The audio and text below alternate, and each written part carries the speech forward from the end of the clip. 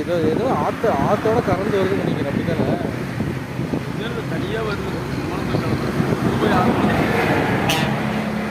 திருமணி முத்தாருன்னு ஓடுதுன்னு சொல்கிறாங்க. திருமணி முத்தார் ஆறில் சாக்கடை தண்ணி கலந்து ஓடுது. மழை பெய்ய தான் ஓடும் தண்ணி, பெய்யாது தண்ணி. இது ஓடுது என்ன? ஓடுது என்ன? இது என்னது ஓடுதெல்லாம்? இப்போ சேலம் சாக்கடை தான். கவர் பார் எப்படி கட்டி வச்சுக்கிறாங்க அடியில். காட்டுக்கு பாதிப்பு இல்லாத. காட்டுக்கு பாதிப்பு இல்லாமையா இல்லை ஹைட்டுக்கா?